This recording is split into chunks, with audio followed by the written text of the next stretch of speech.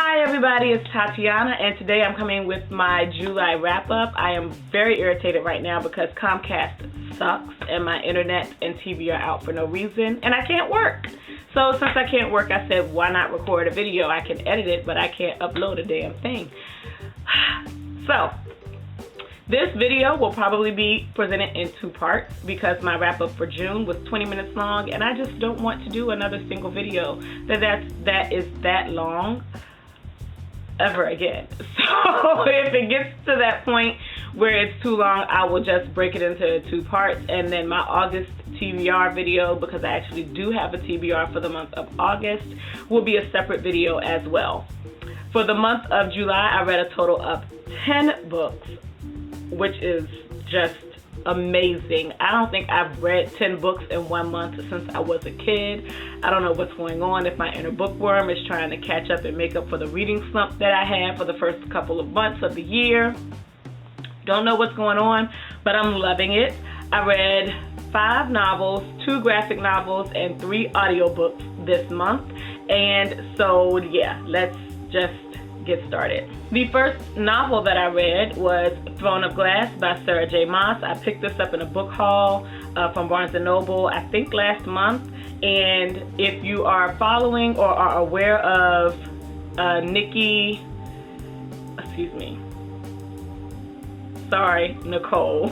If you're following or are aware of Nicole on Nicole's Adventures in SFF, the science fiction and fantasy readers in the BookTube community have put together what will be the BookTube SFF Awards, and the third book in the Throne of Glass series is nominated for one of the awards, which I wasn't aware of when I bought this book, but it kind of just worked out that way. So I went ahead and read this. I did enjoy it. I didn't do a review of it because it's been reviewed ad nauseum. The whole series over the BookTube community. So I did do a review of it. I did enjoy it. I read it in like 3 days. So that just gives you an idea of how much I liked it. I like the character of Selena, and I just am looking forward to see what else will happen in the series. I want to say I gave this 3 stars on Goodreads. I'm not 100% sure, but I like stories about bitches who kick ass. So if you really have to mess it up for me not to like a story like this, and I really enjoyed it. Then I read Shuttle Schaefer by Daniel Jose Older. This is my first read by Daniel Jose Older, and it follows the story of Sierra, who is a 17-year-old and just really looking forward to having a fun and relaxing summer with her friends and practicing her artwork and building her skill as an artist. And then something weird starts happening where there are murals in her community that start crying and real tears, and she goes on this journey of discovery about her familial heritage and the art of shadow shaping, which is implanting ancestral spirits into artwork around this. It takes place in the city of Brooklyn, New York, and some of the surrounding boroughs. I thoroughly enjoyed this novel. I have a review of it, and I will link that in the description box below if you're interested in checking that out. If you've never read anything by Daniel Jose Older, I would certainly suggest starting here. This was awesome, and I really cannot wait till the next book that I pick up by him. Then I read Instructions for a Heatwave by Maggie O'Farrell. This was one of the books in the Book Riot Summer Surprise box that I ordered, and I thoroughly enjoyed this book. I gave it 5 stars on Goodreads. It follows the story of an entire family in London during a simultaneous heat wave and drought in the 1970s, and it just all of the dynamics of the family members when they're apart and then when they come together, and these lives that they live that seem one way but are really another.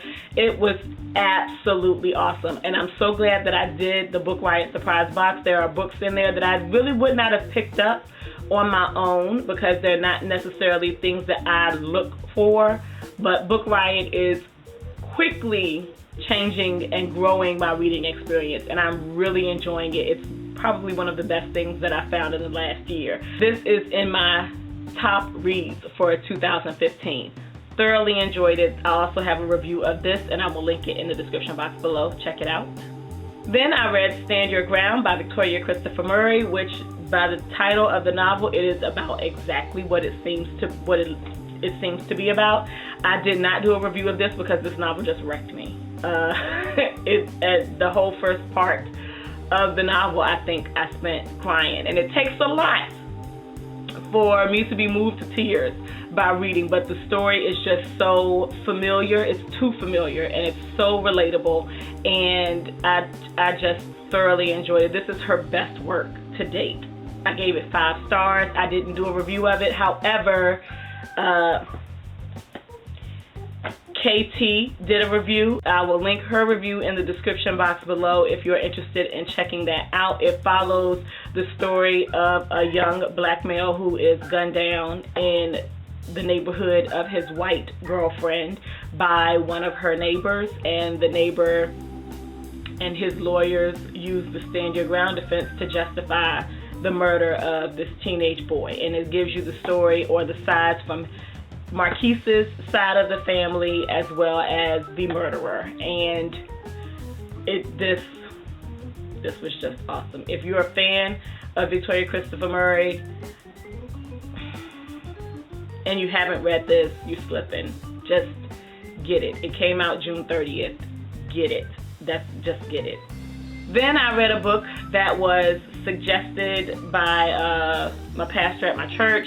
We're doing a study on grace and being gracious, and so I borrowed it from my mom. She is one of the Christian educators at my church, and so she has the adult or the teacher edition, but she also read the student edition as well, and that is The Case for Grace by Lee Strobel, and it's just a look at the lives of people who have been affected by those who have been gracious and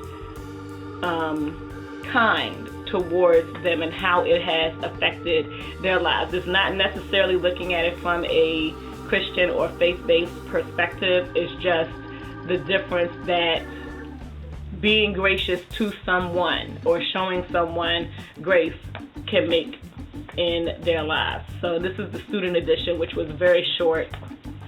I read it in a day. And so when she finishes with the teacher edition, I will probably read that too, just so that I can see what the additional things are on. And this is it's a work of nonfiction. I had to keep reminding myself that it was a work of nonfiction, but you can Google everybody who's in here, or YouTube. Some of them are on YouTube as well. So yeah. Then for the graphic novels, I read Lumberjanes, which was also one of the books that I got in the Book Riot surprise box. I really was not interested in picking this up, even though I'd heard really good things about it. It was not what I expected. I really enjoyed it. It was just more than I expected it to be, and it kind of reminded me, if you remember, back in the late 80s or mid 80s, I think it was Salutra Shorts, or maybe that's not it, where the kids were at Camp Anawana, and I can totally hear the theme song in my head, but I'm not going to sing it. But it's Camp Anawana, we hold you in our hearts, and when we think about you, it makes me want to fart. It's I hope we never part. Now sing this. Now say the words right or pay the price. It kind of gave me the feel of that with the friendships of the girls in the story, and I really enjoyed it. And I think volume 2 comes out later this year, so I will be probably picking that up. I'm going to just wait on buying some new graphic novels because I have a few graphic novels that I'm looking forward to, of which are volume 5 of Saga, volume 4 of Lazarus, volume 2 of this, and then I also want to get season 9 for Buffy the Vampire Slayer, which is only 5 graphic novels. So yeah, I will probably wait till later in the year to get those, but really enjoyed it. It was not what I expected, way more than I expected. Some of the slang in the novels or the exclamations I didn't care for, but beyond that, the story is really good, and I just can't wait to see what happens next. Then I read Volume 5 of Season 8 of Buffy the Vampire Slayer, Predators and Prey. I have been really enjoying Season 8 so far. That's why I'm so looking forward to Season 9. This is no different than the others. I've enjoyed it, and yeah, I'm going to just keep the party going until I finish. Now that I have the rest of Season 8 in my possession, I can go ahead and finish them, but I thoroughly enjoyed this as well.